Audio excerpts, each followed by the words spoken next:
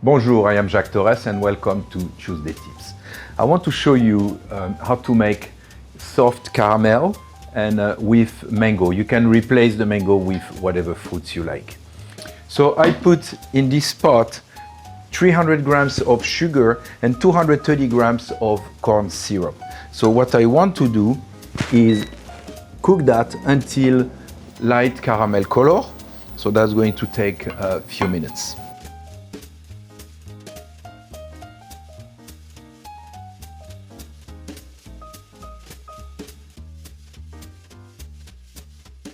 So if you use a spatula, be careful that it is heat-proof. Otherwise you will find a rubber into your caramel. So now the caramel color is light brown, as you can see. So I'm going to wait another minute, tiny bit darker. And then I'm going to add 180 grams of mango puree and 100 grams of butter. But of course I'm going to pause the recipe. Okay, so it's a little bit darker now, you can see it. So I'm going to put my mango puree.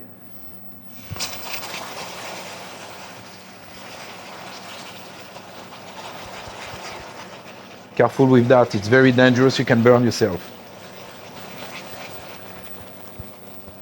Oh, that smells so good, the mango.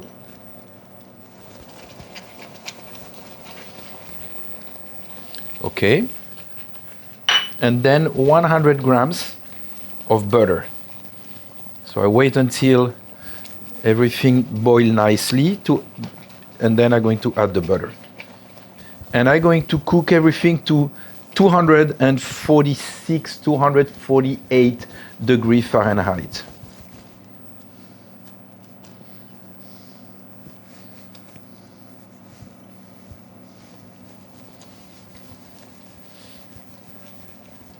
My friend Gary Sherman gave me a beautiful antique thermometer, so I'm going to use it for that recipe. Thanks, Doc. Okay, so you be careful that the bottom of your pan doesn't burn with all that sugar.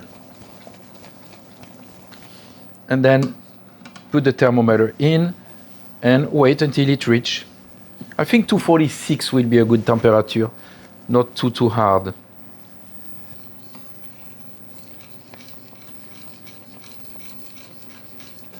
Okay, so I reached 246 degrees. I stop the cooking and right away I'm going to pour it over a silicone mat and some aluminum ruler.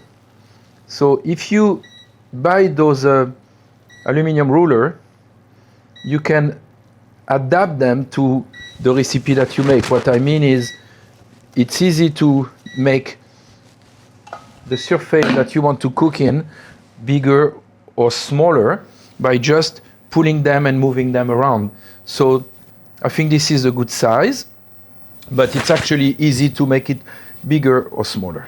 Okay, so be careful that everything is the same consistency everywhere, the same thickness everywhere.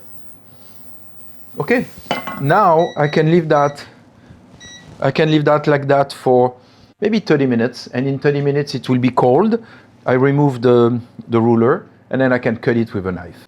Okay, 30 minutes later, I take the caramel out, I remove my aluminum frame, and now all I need to do is cut some small pieces. So I like to put a tiny bit of oil, natural oil or olive oil, whatever you decide, on the knife. Don't cut yourself. And then you cut some little square. Okay, just like that.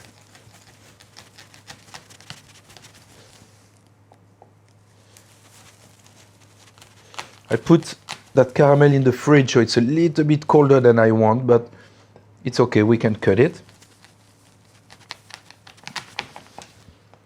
And of course, I keep the last little pieces for the kids. So you can, of course, if you have some little pieces of cellophane or little aluminum foil, you can wrap them individually.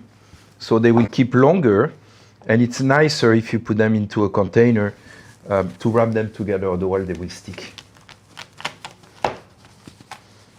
And if you take the caramel and you pull it, you can see, and that's how you see a good caramel. It's when you can pull it like that and you see the kind of elasticity of it. And that has really good flavor of caramel and of course mango. Bon appetit.